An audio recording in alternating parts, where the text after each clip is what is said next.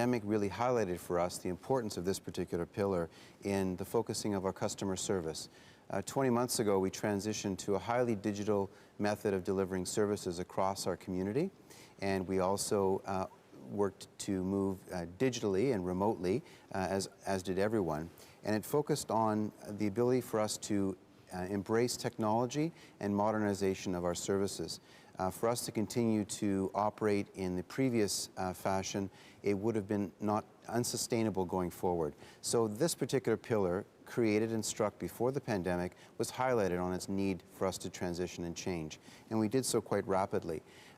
During this particular year we're in right now, 2021, we made use of some additional funding from the province to advance our digital and modernization work, and we are going to see that even flourish even more so in our 2022 and 2023 budgets to really understand and do our very best to meet the customer's experience expectations.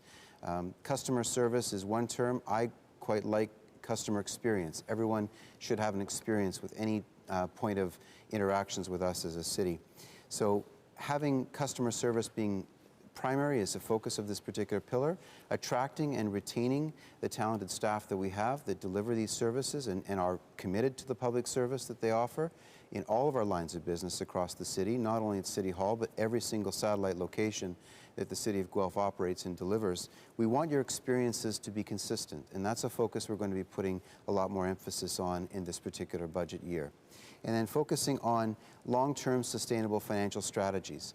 Our Treasurer Tara Baker highlighted that the presentation that we gave to Council and the comments and questions that were raised during delegation night really were talking about the predictability and affordability and the ability for individuals and businesses to plan for their future.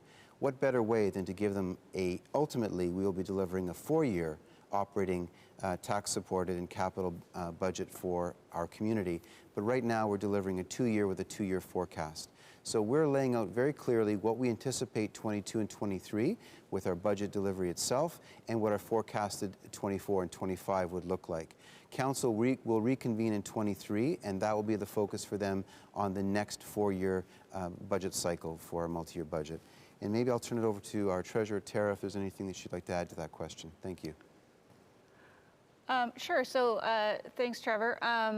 The only other thing I would add is that pillar beyond digital and customer service also captures, like Stephen had said, the financial, the long-term financial plan, as well as the human resource and the focus on our people. And I think that throughout the pandemic and everything in the services that I mentioned, our people are a great asset. And so the budget reflects that compensation and our people are critical in terms of the service delivery, and the strategic plan sets goals and expectations towards that as well. Great, thanks to you both. We're not leaving Jane out for any reason. So this one's coming to you next, Jane, and it's around business and supporting business. Your service area plays a big role, economic development, tourism, and you're delivering services through your team to help the community in that regard. So this question is, how is the city supporting small businesses through the pandemic? And I think we would all say that it's gone on a lot longer than we probably wanted, hoped for, anticipated. We do see a lot of fluctuations in cases with respect to COVID-19, but I know that your team has been playing a role in supporting businesses throughout the city, and so maybe you can share a little bit about how you're doing that. Sure, thanks Stephen, and good evening everybody. So our Economic Development Department, of course, is very interested in making sure that our businesses get through the pandemic. As we know, with the pandemic, everything keeps changing all the time. Who knew it was going to last this long? The rules are changing all the time on how our business can engage with their customers. So it's important that we remain flexible and also listen to our businesses to see what their actual needs are, because their needs are not going to be the same as what they have been in the past. A couple of things that we are working on is that as part of the budget is that we have included a budget item to assist businesses with business development. And that really means funding those companies who can, or those outside organizations that can really help some of our businesses thrive. A lot of our, what we have seen in the last few months is that there have been a lot of people who have gone into business for themselves, a lot of new businesses starting up. So we need a way of being able to support those to make sure that they are successful.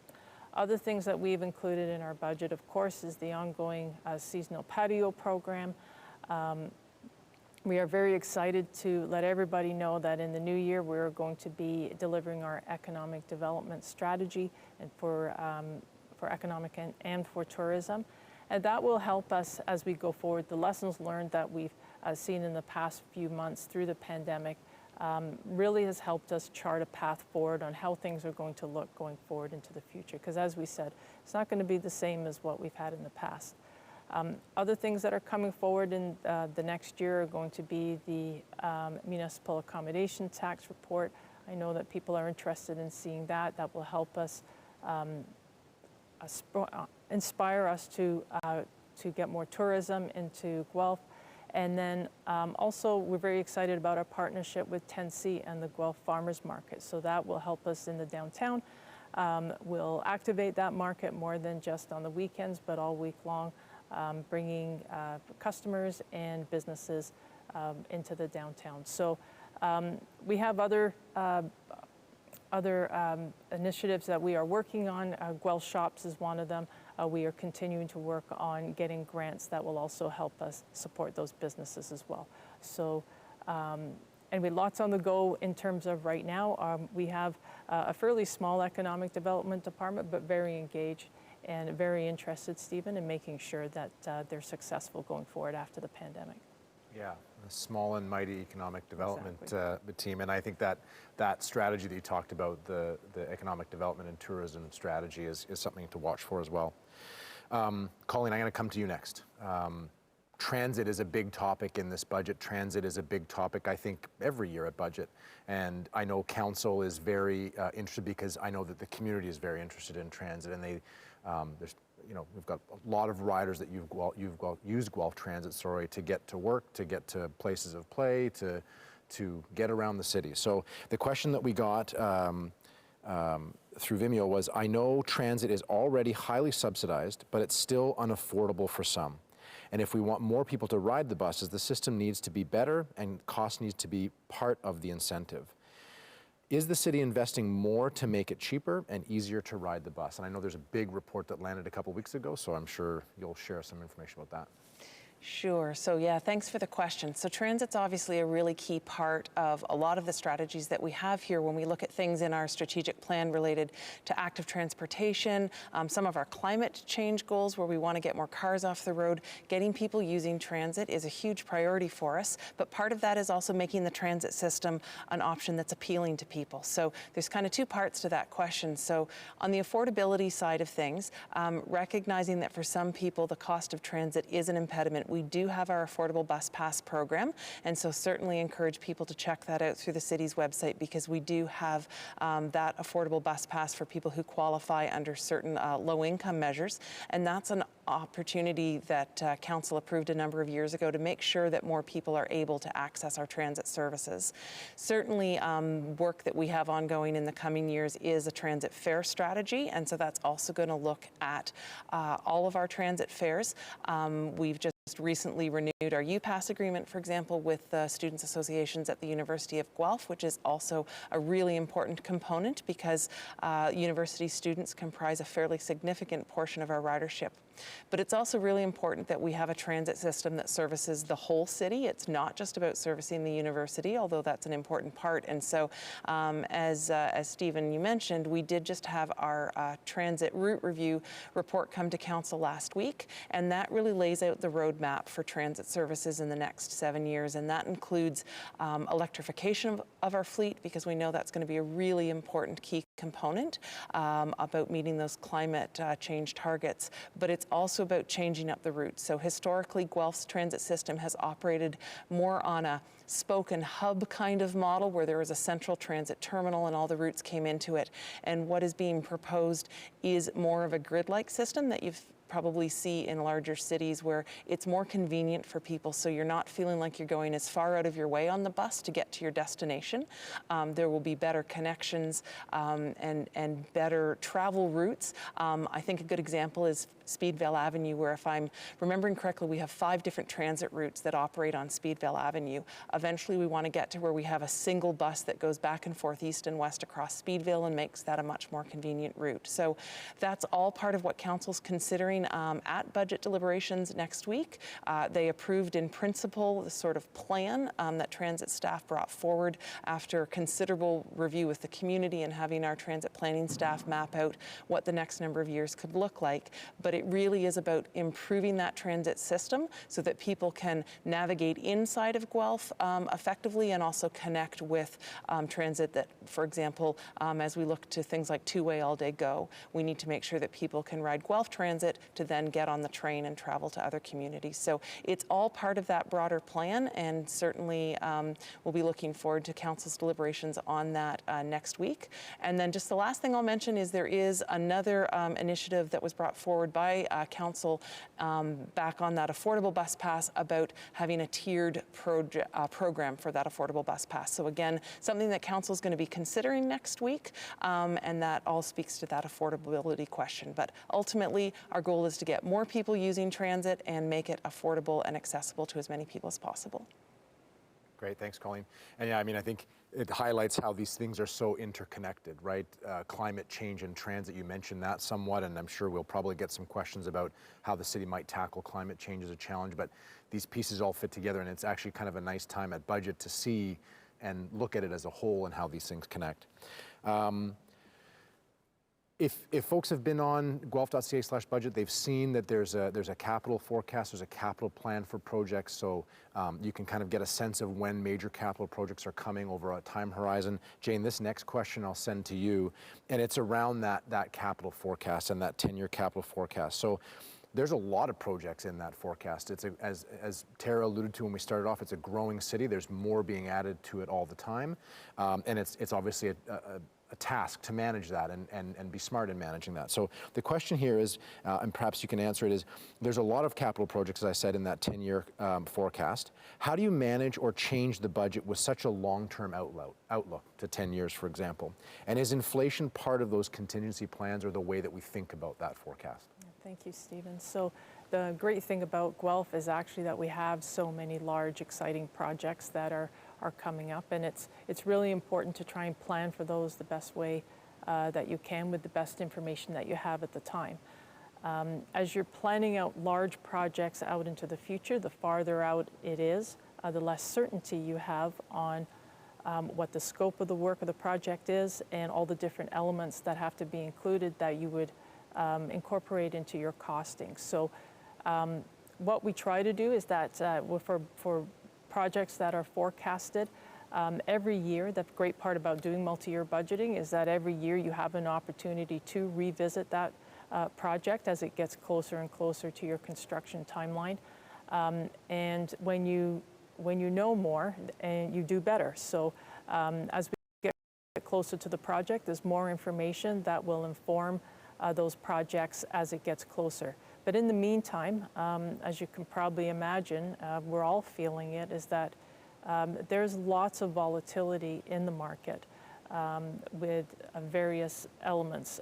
Sometimes it's certain products, whether it be lumber, as we saw in the summer, which seems to have settled down now, or structural steel that seems to be, the prices for that seem to be rising now. So how do you account for those? I mean, we would never have been able to imagine that we would be in a situation that we are now, trying to tender these big projects in a pandemic where you've got that kind of volatility in the pricing and also supply chain issues as well for materials.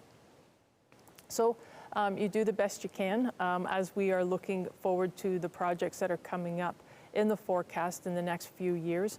We have included for inflation probably a little more than what we normally would have.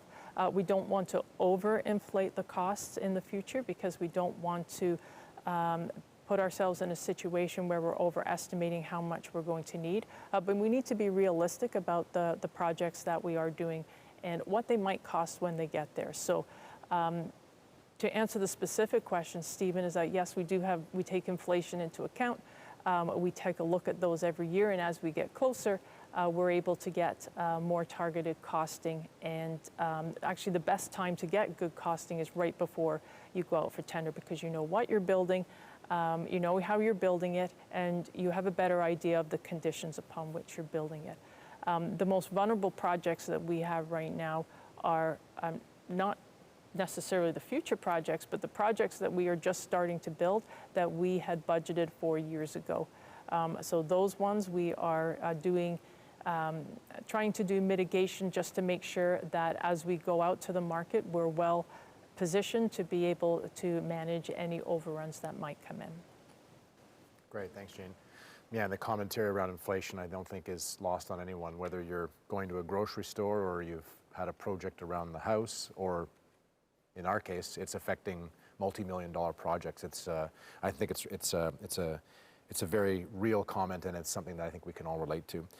Scott, I'm going to come to you next on a question here, and it's kind of actually tied somewhat to that discussion around large, complex capital projects. The city has a tiering system for those complex capital projects. I think everyone in the community will be aware of what some of those are. Obviously, Baker District we've talked about. I think South End Community Center has been discussed pretty openly in the community, and folks are aware of that. The Guelph Police Services headquarter, for example, is another one. So some time ago, the city put in more rigorous project management processes. So the question here is, how are those more rigorous project management practices being used to finish buildings like the police headquarters, or other projects for that matter? In some of these cases, and perhaps it's also related to what Jane was speaking about in terms of inflation and such, but some of these are running over budget. Some of them have taken some time. And so I'm wondering if you can share some information about that and some more insight. And then perhaps also with sort of an eye forward, what is that thinking or that awareness or the learnings we've taken from things like that and the context of the world we're in now, what does that mean for future projects like that South End Community Center, as an example? Great. Thanks, Stephen, and thanks for that question, folks. So what happened to that rigorous process? It's in place. We're absolutely running our bigger projects. We call them Tier 1 projects. You take a look on our website, you'll see them. I haven't looked today, I believe there's 7 of them there. And what has happened, and I'm going to come to Guelph Police Services headquarters, because that's the reason where we are now. It's caught that in advance. So I want to say it's good work that took place. There was some rigor put in place from years ago. That was Deloitte came in, did a review. We now have a corporate project management office that has oversight on these larger projects, these complex, as you said, Stephen. Complex doesn't always mean dollars. There's other things, other factors that go in place. And here's a large one. So, there happens to be one that's an issue, and I'm going to speak to that in about 10 seconds. But if you look at the other ones, Wilson Street reconstruction parkade, on time, on budget, moved on. There's no issues there. Baker District, we've moved through it, and we're at that stage of moving through, and there's lots of activity there now because it's happening because of all that good rigor behind the scenes. Our Operation Campus is going through that same rigor. Our Food Future Tier 1 project, they've nailed it. So that rigorous work has taken place. What's happened with the police headquarters is we had a contractor that we removed. It's now the former contractor. And we've worked with the bonding company, and they've assigned Perini Management to finish the work. It is always a good sign, folks, when the bonding company comes in and sides with the owner. In this case, we're the owner. And they brought in a company to finish the work. So as much as we haven't reported on the costing because it isn't finished, it's not our intention just to say, oh, well, that's a city project. Our intention is to work with the bonding agency and hold those that former contractor responsible, as they ought to be. It's your money, not theirs. And that's exactly how our project management office works. So it's in place, it's full of rigor. You don't often hear about it because it's working, but you need to hear about it on things like Guelph Police Services headquarters. And if Chief Colby was watching tonight, he would say, I can't wait for it to be finished. But the long and the short of it is, they're in there, it's operational. It's not fantastic because there's some things left to do, but we're almost there. but we're looking after your taxpayer, your dollars, and not just saying that, oh, well, that was a contractor. It was the contractor's responsibility to finish it, and the bonding agency and the city, because of that rigorous process, Stephen, is able to step in here and say, we're not on for that nonsense. And that's how we apply that to all of the work, including the future work. You know, Jane did certainly talk about the inflation and supply chain and all those other impacts. That's separate. Those are issues that everybody has to deal with. But the rigor is there for all those future projects. And you've got to do them smartly so that you can jump in at the right time. And if you have to move contractors on, you move them on. You know, we're not firing everybody, but you've got to move them on these big ones. That's why we call them tier ones, because they sit elevated from the rest. We put out hundreds of contracts every year. I am sure the vast majority of folks tuning in tonight probably have no idea how many we put out because they go successfully. That's what the rigorous process does. The vast majority go successfully. So it's really good stuff, and a whole bunch of staff doing great work behind the scenes to make it happen on your behalf. Thanks, Stephen. Yeah, that's great. Thanks, Scott. Tara, earlier on, you talked about staffing and, you know, the people that's needed, the human resources, the human capital, for lack of a better term, that's needed to move any number of projects, capital projects, even the day-to-day work that happens. You mentioned in the beginning, you know, the curbside waste pickup that happens. That takes people doing jobs day in and day out every day of the week. So this question is a little bit, you know, around that staffing piece. And Trevor, I'm going to come to you on this one.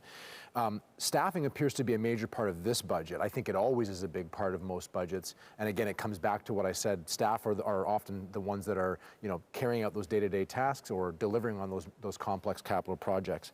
How does the city decide, and how does council decide through the budget, where staff are needed, where we scale up in terms of staffing, or where changes need to be made, or realignments? And I think for folks that have been watching some of council's discussion, there's been a lot of talk about, you know, capital program and how we resource that capital forecast that Jane talked about. So I'm wondering maybe if you can tie some of that in together and talk about, again, how does the city decide where more staff are needed, or how things get realigned in that regard?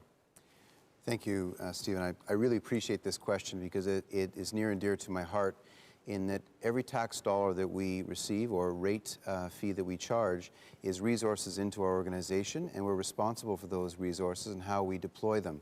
And in a very simple term, we deploy them in three ways. We employ staff, we purchase goods, and we purchase services from outside suppliers to reach an end of a project, whether it's a construction project like our CAO, Mr. Stewart, referenced, whether it's a 10-year capital forecast. All of that is the consumption of resources in both labor, goods, and services. So a focus being on labor, I think, is really an honest conversation about how we're best deploying the resources that we garner from the citizens and businesses in the community. It would not be appropriate or responsible for us to be very tight on our labor forces, yet incurring extra additional costs due to overtime or external contractor supplies, when we could actually do it better and more economically, utilizing all of those three levers of our operating focus, being goods, services, and labor. So that is a big part of what our focus is. We went to council in June of this year to have a really good conversation with them about the capital program resourcing strategy. And that was an example of, I think, how we really had an honest conversation with council about ways to think better, to do better, and to deliver better. And in that focus, we transitioned from contract staff to full-time staff, so we had dependency and consistency of individuals working on projects that could see it from start to finish, or certainly a great deal or distance of that time along that journey.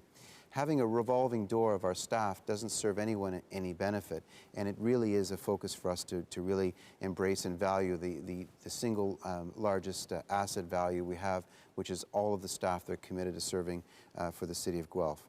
Another piece to that is workflow, productivity, the development of efficiencies through technology enhancements, the ability for us to look at ways to think outside of traditional delivery models to make the best use of resources. So in some cases, we may be looking to adjust our staffing patterns, not necessarily down, but slow the growth as we embrace technology and digitization and modernization of ways of making us better providers of public services. So all of these factor into what we're doing. And it might also be of concern to some of our staff members that are watching. We value all of our staff members, and we want to make sure there's a place for them. So as we look to embracing our strategic plan and looking at Guelph Future Ready, we talk often as executive team about jobs of yesterday and jobs of tomorrow. So there's an opportunity for us to possibly let go of past practices and activities and embrace new ones as we serve and evolve with the community and the businesses that we serve. So all of these things factor in how we create a budget. But looking at simply a full-time equivalency or a staffing level and say that that is an indicator of any kind, it really needs to be partnered with the investment in goods and services and the expenditures that are associated with that. Looking at one indicator in isolation doesn't give you the truest and most real picture. So I think it's a great opportunity for us to demonstrate that in this 22-23 budget as we look forward to really investing and having an honest and serious conversation with council and with the public on how we're deploying their resources. Back to you. Great, thanks, thanks for that, Trevor. I'm going to go to Tara on a question coming up, and this is around service rationalization. So for those that are following council on the regular, or maybe have read some of the stories in Guelph Today, the Mercury, or local news outlets, they may have heard about that service rationalization review. And that work was done, for those that are unaware, was done through some of that provincial funding that I think it was Trevor that mentioned some of the funding that the city received through the provincial government. And KPMG was engaged on that, Tara. And so I'm wondering if you can talk about KPMG's role, the work that they did on that service rationalization review, maybe how it arrived at council. And then I think most importantly, the question that was asked here was, what is being done to implement those things? There was a series of recommendations. How does that fit into the budget? How do those recommendations get contemplated? How are they brought forward to council for council's decision? And so maybe you can share a little bit about that. Yeah, absolutely. So the service review rationalization was a council direction from the 2021 budget.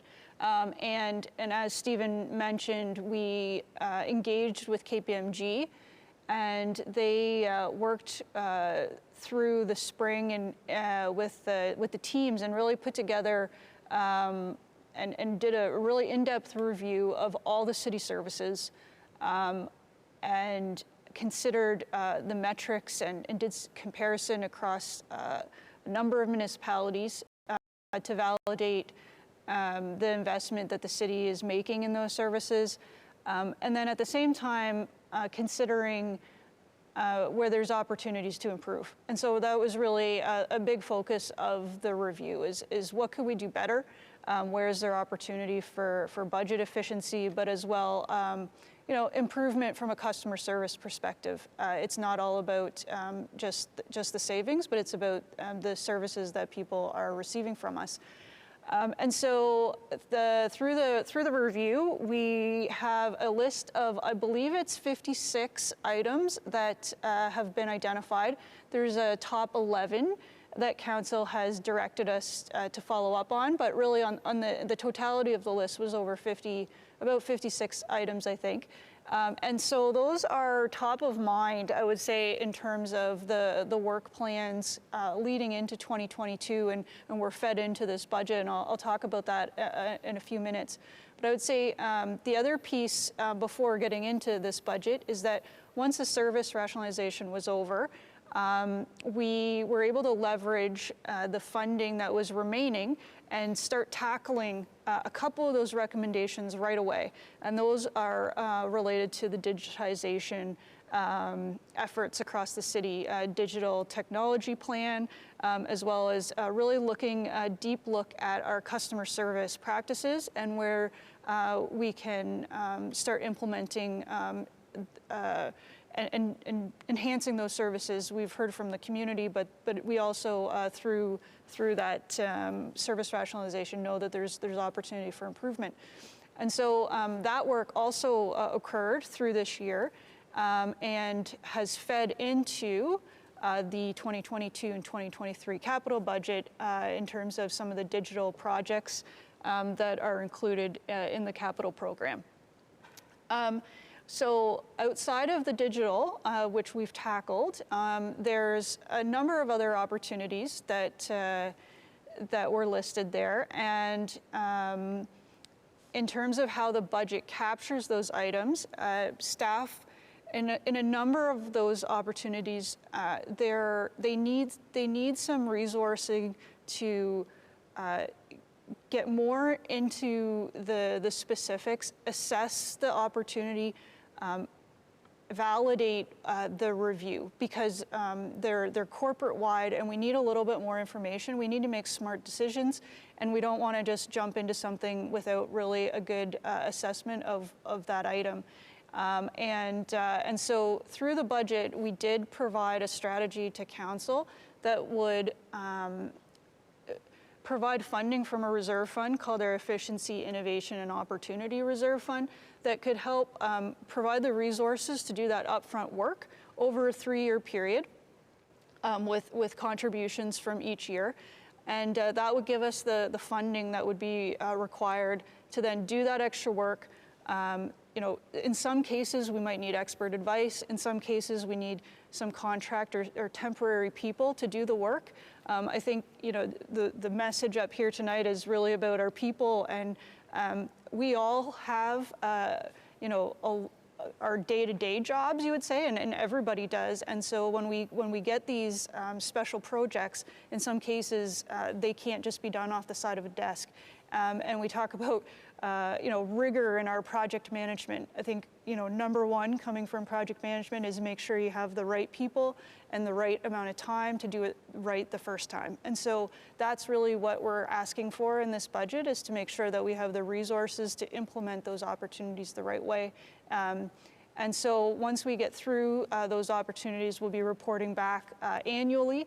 Our internal audit function is going to be doing the reporting to council, and at that point then we can report back on the opportunities and the implementation that we've made on all of those items.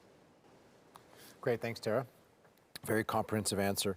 The next question is around water, and probably also to a certain degree, Jane, I'm going to come to you, that's the hint, wastewater, stormwater, et cetera. Those are the rate side of the budget. So we pay user rates as residents, and that's sort of what supports those. So the question is this, and it starts with a preamble. Water rates are going up again. We keep getting asked to use less water on a conservation side of things, but our rates keep going up. Shouldn't they be going down if we're using less? And I'm sure there's a whole sustainable infrastructure piece in there, but maybe you can help sort of unpack that for those that are watching online. Sure, thanks, Stephen. So water and wastewater rates are a little bit different. Of course, they don't come out of our taxes. They are calculated just a little bit differently. The rates that we end up calculating are based or regulated by the Safe Drinking Water Act. So that act requires us to make sure that we have enough funding and the plans in place in order to be able to deliver drinking water in a safe manner to our residents. So the way that's done is that our team is forecasting over a long period of time what it would take to maintain that infrastructure in order to be able to deliver safe water. Now, as you know, Guelph is a groundwater source community, so we are very protective of our water, and there are always calls to make sure that we are conserving water, which we should always be doing. The more we conserve, the less wear and tear is going to be on our infrastructure, and the less the cost will be going forward in the future. But the reality is that the costs that it takes to maintain our infrastructure are also going up. So just like with construction costs, the supply chain issues, costs of materials, electricity, all those things go up. So as time goes on and as our infrastructure ages, that ends up costing us more money. So what that ends up translating to is a higher rate for our water and wastewater. So once that we have determined what the cost is going to be able to maintain our infrastructure, to keep within that safe drinking water regulation, that translates into a cost per unit. And those your water meter actually determines how much you get charged for your water, because it's based on the volume of water that you use. And that also goes for wastewater as well. So a lot of that cost is based on how much it would cost to deliver that water, but the other part of the cost is also on the size of your water service as well. There's a couple of components to it that determine what those rates are going to be. The stormwater, and I know that wasn't specifically in the question, but maybe I'll just address that too. It's a little bit different. The stormwater user fee is based on almost on the same premise, that we are charging what was called an equivalent residential unit, a cost per equivalent residential unit, in order to be able to build up a reserve to look after our stormwater infrastructure. So I'm sure we've all seen and experienced actually differences in our climate, more severe weather events that happen, and also more urbanization of our municipalities. So there's more hard surface for that water to run across, and we have to be able to manage that. And of course, that's more wear and tear on things like our sewer pipes, our bridges, our stormwater ponds, catch basins, things like that. So what Council had approved a few years ago was a 60-cent increase in that we would apply every year, year by year, in order to build up a reserve to make sure that we have enough money to be able to deal with that infrastructure going forward. You can imagine that replacing pipes that have been underground to maintain storms, to look after catch basins, actually it costs quite a bit of money. So we have to make sure that we're building up that reserve in order to be able to pay for that going forward. And we did not include an increase. It has increased by 60 cents per equivalent residential unit, but that's the same increase that we've had for the past 5 years. I know that we are looking throughout the city to see what our process will be to look at our rates going forward, and those stormwater and water rates, if they're going to be looked at again going forward, will be looked at through that process as well. But for the stormwater rate, if we carry on the way that we're going, and nothing else changes in terms of what we have to replace going forward, we expect by that 2033 that we will have sustainable funding in place to be able to look after all of our stormwater infrastructure. Yeah, thanks, Jana. I think that sustainable piece is really important, obviously. I mean, we don't need to look, and you alluded to it, you don't need to look much further than, front page news over the last few weeks and the terrible information that's coming out of BC and the flooding and such. And so that sustainable infrastructure funding is really important. We don't go a winter without water main breaks, and that's not for any misgivings on the staff side. It's just old infrastructure in parts of the city, newer infrastructure in other parts of the city, and the need to keep up with that. So thanks for that. Can I add on to that? Yeah. I want to echo what Jane has said, and she nailed it, and her staff nailed it. This is one of those areas, the question's a bit of a bugger. I'm using less, but it's going up, and it does feel like it costs more. But this is where it's important for businesses and homeowners. Talk to your insurance folks as well. There is more than just the municipal rate. There's the insurance part. So this is a good engaging exercise across the country. You just highlighted it. Wouldn't a lot of communities love to have a sustainable storm rate in their community because it was well thought out, well in advance, to avoid what's happening and look at the economic impact that happens when the West Coast is closed off, just from the supply chain, let alone the impact that we see every night on our televisions. And so I think there's an ongoing discussion with the insurance industries around storm events and what does that mean. And I think communities that do this storm work well in advance should have a different rate through the insurance sector than communities that don't. So I think there's an equation there for us to push more than just looking at a rate locally, because it feels expensive right in the moment until you live through a major storm. And then it doesn't feel so quite as expensive. 60 cents is a good investment, an additional investment. So I put that out there because I think it's wonderful work happens inside a municipality, of course, but it's the connection to that broader community. And it would be nice to see some of our business sector and homeowners talk with their insurance folks. Why isn't there a rebate? I'll just sort of leave that thought there. Yeah, I think that's a fantastic point. It highlights how layered the issue is, right? It's not just on the municipal side. There's so many parts of that puzzle. And yeah, it's unfortunate. I mean, some time ago, we all witnessed what happened in Toronto. I remember the DVP was flooded. I can't remember how long ago that was. And now, unfortunately, we've got friends and neighbors and countrymen and women in BC that are struggling with this as well. So thanks for that context, Scott. Colleen, I'm going to come to you. This is a question that kind of, and it highlights this sort of divide between the service areas and how multiple service areas come to bear on different things that come to fruition. The Ops Campus, it's a capital project. It's certainly something that Jane's well aware of, and her facilities team is working through that, the planning for that. But Colleen, I think a lot of the Ops Campus actually impacts the great team in public services, transit, operations, the folks that clear the roads in the winter and carry out any number of works around the city. So the question is quite straightforward. The Ops Campus seems like a big expense, and I think that's a very fair statement. And the question is this: why can't the city just use those facilities that we have existing for those teams and the services that come from those teams and those facilities? Why can't those existing facilities be maintained and used in their current state for teams like the operations team or like the transit team?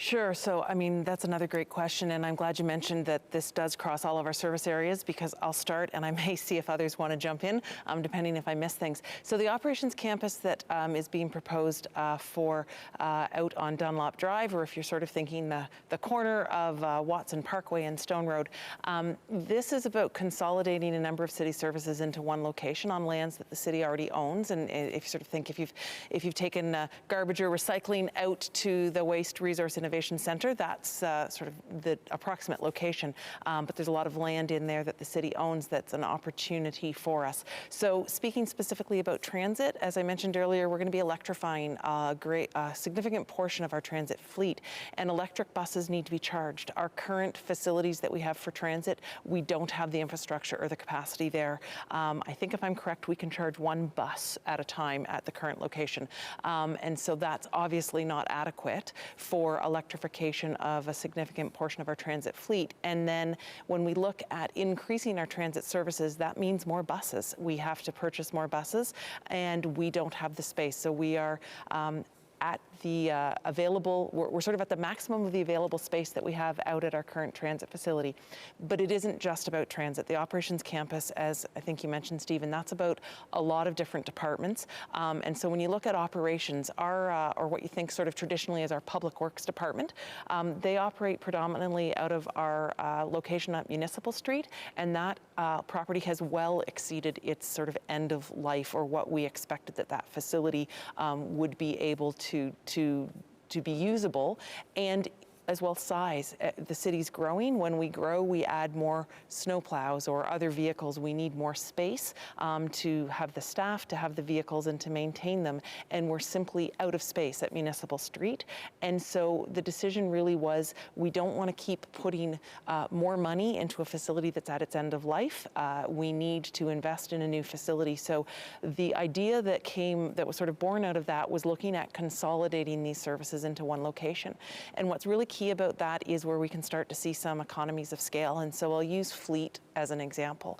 We currently have a significant number of mechanics on staff at the city who maintain our fleet vehicles, and that's everything from snowplows to ice resurfaces or Zambonis, to fire trucks, to buses, to the packers that solid waste uses. And we are maintaining those in our fleet shops at 3 different locations. So at Municipal Street, out at Transit, and at Fire Headquarters.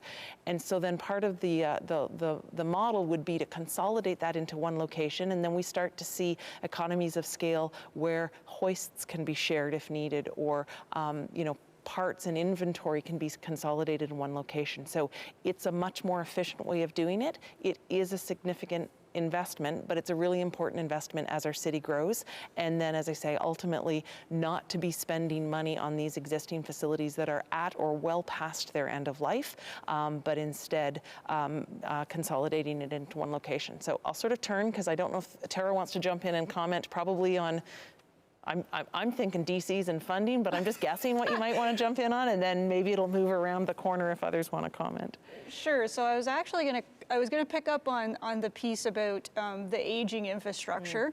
A big driver, as you said, about this project is about replacing the aged facilities, especially at Municipal Street, but not just Municipal Street. We also have over the parks operations, over on Riverside Park. Sorry, thank you.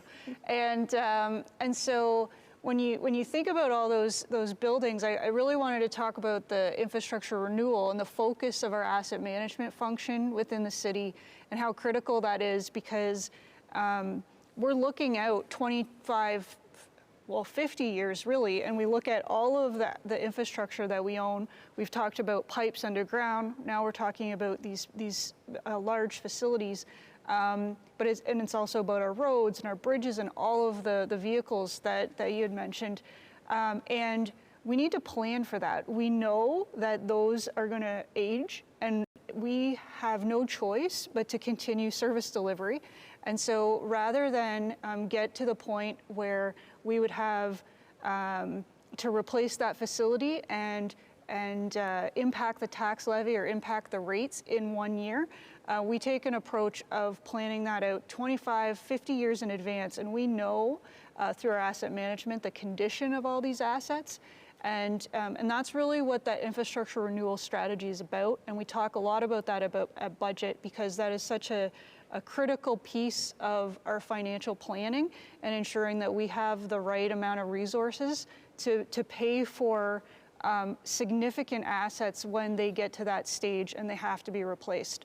And so at the same time that we're doing that, we're also then looking at the growth, like Colleen had mentioned, and not only just replacing what we have, but thinking about the growth of the community. Like I had mentioned before, we're growing up to over 200,000 people, and the type of equipment that we're going to need, the technology's changing. Equipment's way bigger now than it was back when we originally built those facilities. And so all of those things go into those decisions. And so I don't know if Jane, you have other pieces that you wanted to add. Well, all those things are absolutely relevant. And I would just add that, we have an opportunity to build a facility that's going to, not for the next 10 years or 20 years, but for the next 50 years. So our city is growing, and as it grows, it has more requirements.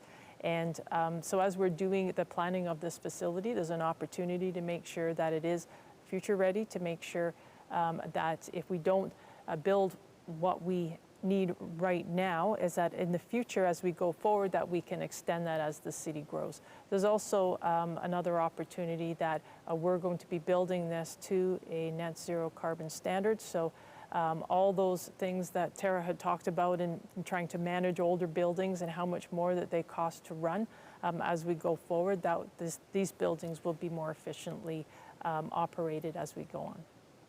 Great.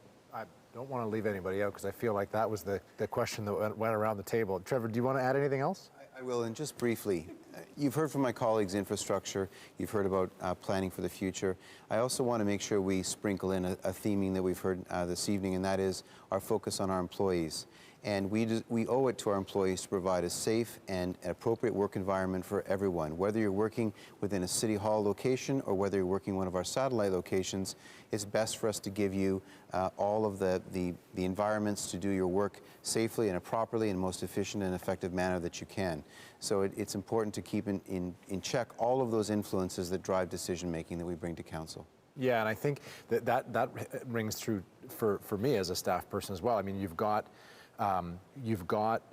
teams that are working together, they're collaborating together, there's efficiencies, there's synergies that can be had, there's how we manage fleet vehicles and across transit and operations, and I think some of those things I would imagine come together in a place like what's being envisioned for the Ops campus. So yeah, great, and that was obviously the question that sort of got everybody jumping in. Scott, you don't have anything to add, or last chance? Yeah, the last guy to give the speech is always the guy you cringe at, right? He's fifth in the lowest line, so here I am. So, but I would hope that sort of folks listening tonight, this is how we operate.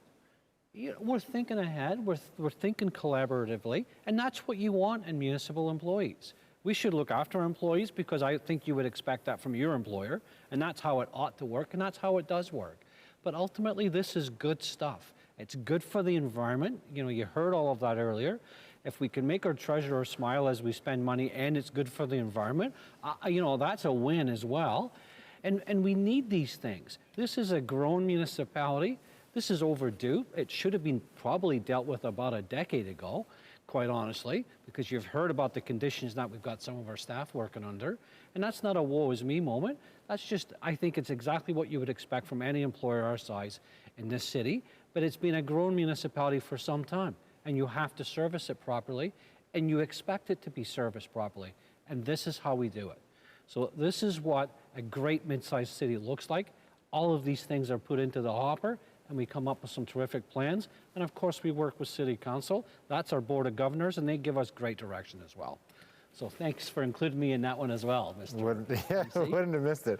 The next question we have is, Tara, I'm going to go to you.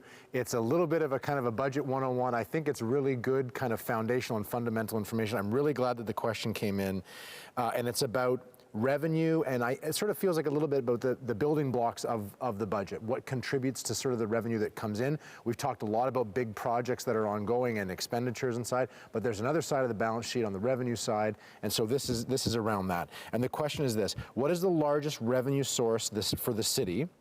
And somewhat related, but not explicitly related, how does the city go about increasing user fees? And what maybe more importantly, what goes into the contemplation about user fees that people pay?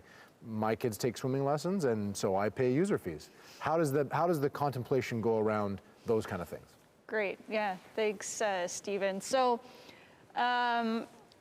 it's a really good question, because I think a lot of people automatically think that property taxes is the only revenue source that we're managing and that we're funding the services from, but property taxes only contributes to about just over 50%, 55% of our total revenue.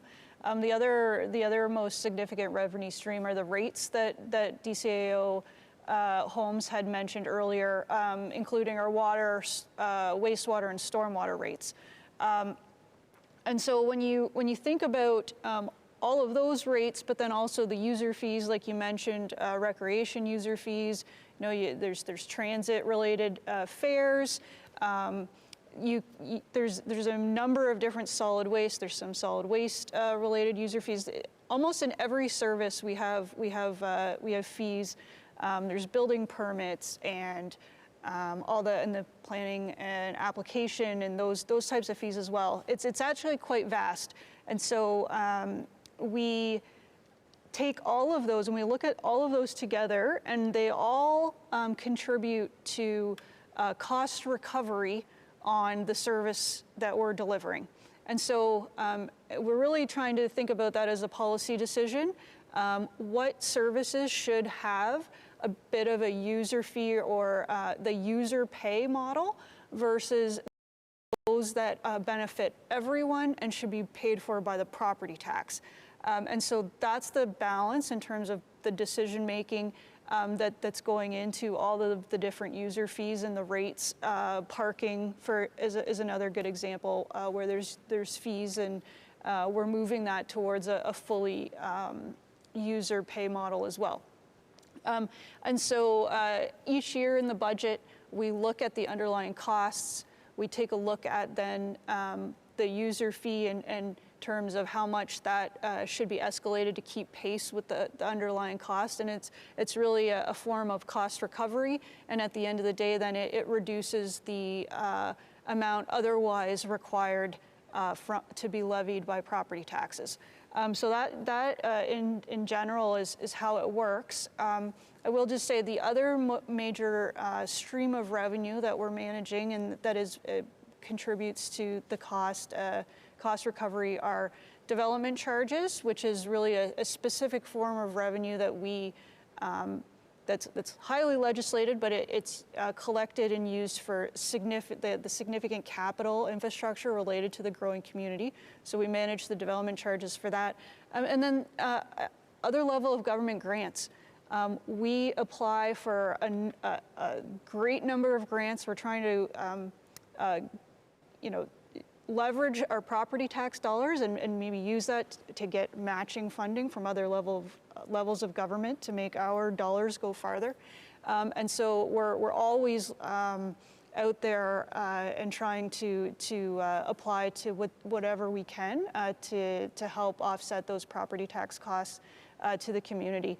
And then the last thing, beyond the capital grants that we're applying for, there's a great amount of provincial funding that goes into our paramedic services, as well as public health and other related health services that we're getting on an annual basis. That's great. Thanks, Tara. Scott, I think you wanted to add in on that. Yeah, if I can, just a little bit, and this will give you a sense of sort of where City Council has us focused as well. And what you're hearing Tara talk about is sort of a benefits received principle. And that's a great place for us to work. I mean, apart from property taxes being regressive and all those other things. But it can also drive actions. You know, councils are having some pretty good discussions around user fee for parking, you know, if you think about in the downtown, versus rates for transit. They can collide a little bit, and it's good to push the edges of comfort to get to those decisions. So I like all of that discussion that City Council's having. But I would suggest this as well. One of the other lenses that we're now starting to put on is municipalities in general, but specifically Guelph, is an equity lens. Because you can deal with user fees, but you've got to have that principle of equity. And so we are now sort of applying that to a lot of these things, so that we can see what that looks like in a municipality. So it's the equity piece of, can you afford it? And there's levels of that, but what does that do and what decisions does that drive? So, you know, that's the evolution of municipalities, especially in this component of it that we all struggle with on that revenue side, because sometimes it feels like, well, look, we can bump that up, and you could do it if you're driving something, no pun intended, on the parking and the transit piece. Right. But the equity piece is important, because who are you leaving behind? And that's an important distinction for us to make as city staff and city council in terms of community building. So thanks for letting me know that one in. No, that's a great point, Scott. We got time for a couple more questions. I'll ask one for sure that we've got in, but I'm going to mention to folks again that are watching, we've probably got time after this next question for maybe one or two others. So if you do have questions, now's the time to get those questions in. Again, you can drop your questions into the Vimeo chat if you're using that tool or watching on that tool. If you're on Facebook, you can add some comments in the Facebook section, and I'll read that number again. You can call or text us at 519-831-7340. And so we'll jump right to you, Tara. We've got, again, some time for some final questions. We might get, again, one or two more from the community.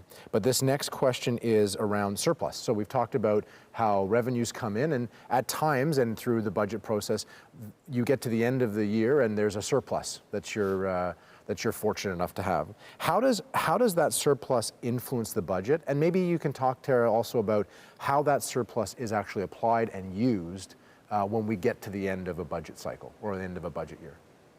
Sure. Thanks, Stephen. So the surplus, I guess I would first say that we've been managing well over the past number of years, and we have ended in a surplus position in the majority of our business lines.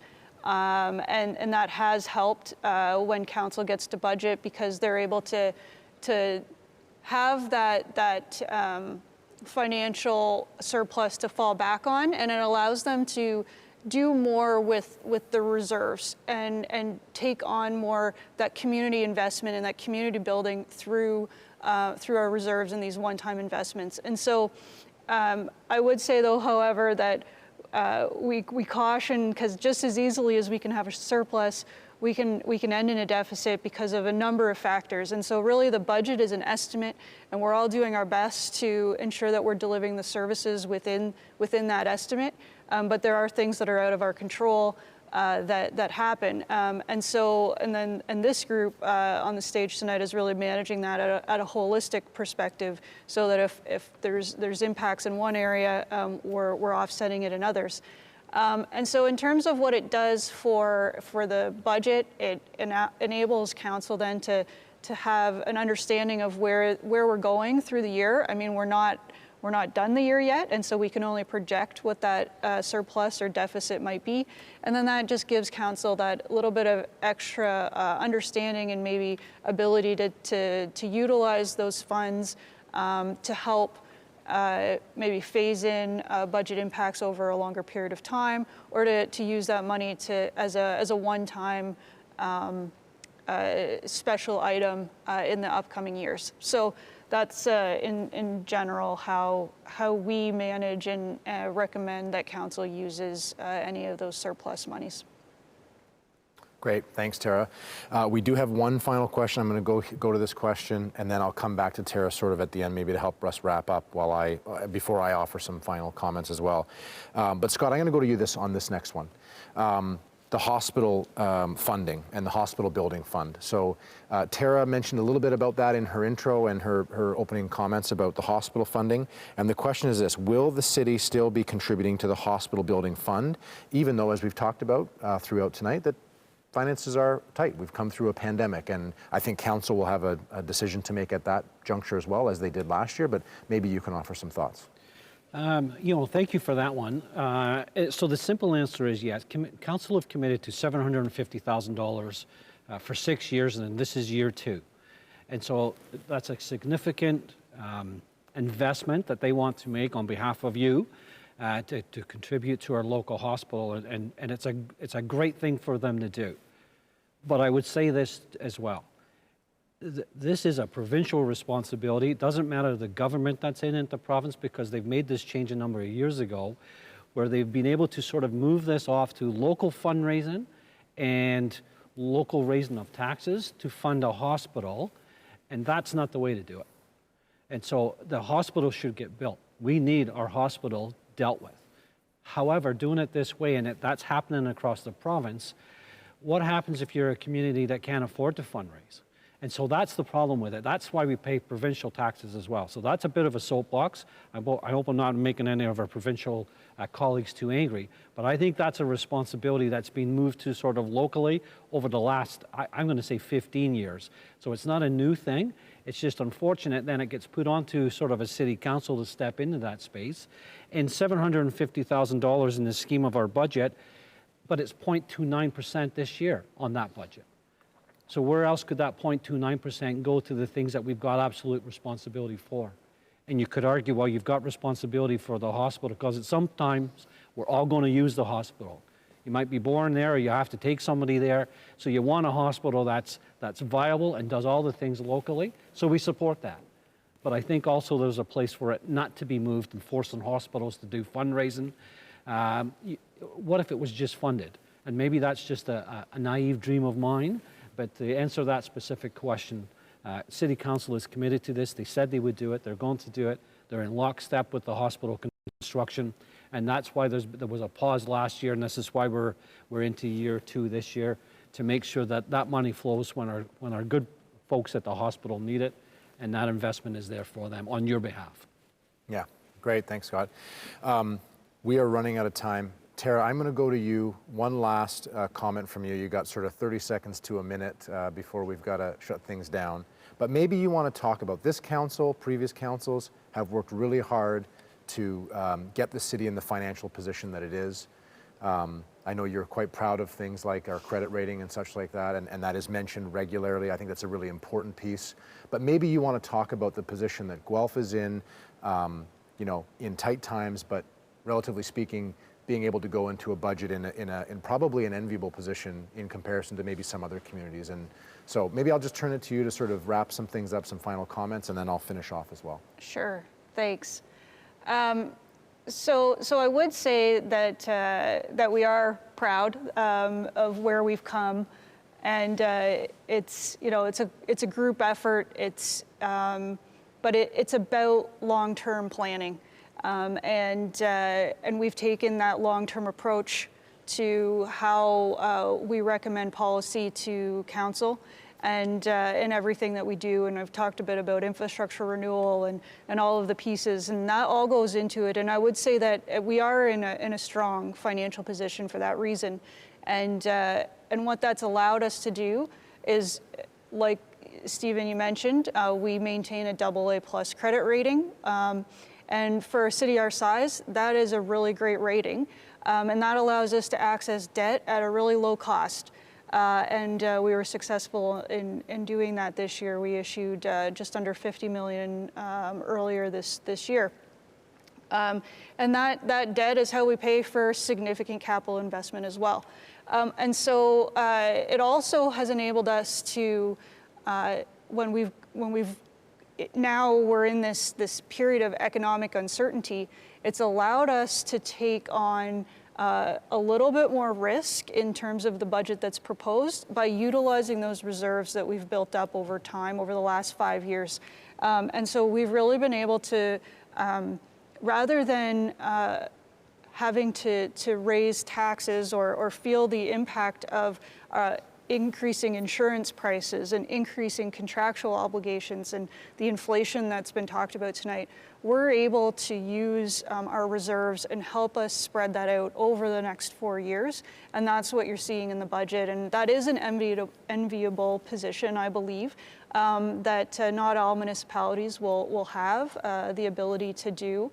And so I think that for that reason, you know, we as staff, we've definitely recognized, you know, the current economic conditions, and we've addressed that as much as we can. And so yeah, I think in terms of being proud of our city and the financial position and our budget, I think we've done a really good job with what's been presented, and it's a good, solid package. Great. Thanks, Tara. Well, everybody, that's it for tonight. That's all the time we have. We've run out of time. I want to thank everybody that's been watching from home and for all the questions that you sent in. It is really, it's been a great evening. It's been a good evening for discussion and dialogue, and I think that's really important. Thank you to the panelists that have joined us tonight and for all the insight and answers to questions you offered. I really want to say a special thanks to the folks here at the River Run Center. There's folks behind the cameras that are making this happen and making the magic come to life. We're really excited that shows are going to begin here again and that this facility is opening up once again. It is really a jewel in this city. Again, I'll say to everybody, if there's any questions that we didn't get to tonight, we will be sure to share those responses on our website at guelph.ca. And they'll be on guelph.ca/budget under the Get Involved section. And if you think of a question after we sign off, please do continue to reach out. budget@guelph.ca via email is a great way to do that. The next step for everyone's awareness in this whole process is Council's approval and discussion of the budget on December 2nd. That meeting gets started at 1:30 p.m. on December 2nd, and you can watch that live on guelph.ca/live. So once again, thanks to everybody, thanks to the panelists, thanks to the folks here at the River Run Center, and thanks to you for tuning in and your questions. Good night.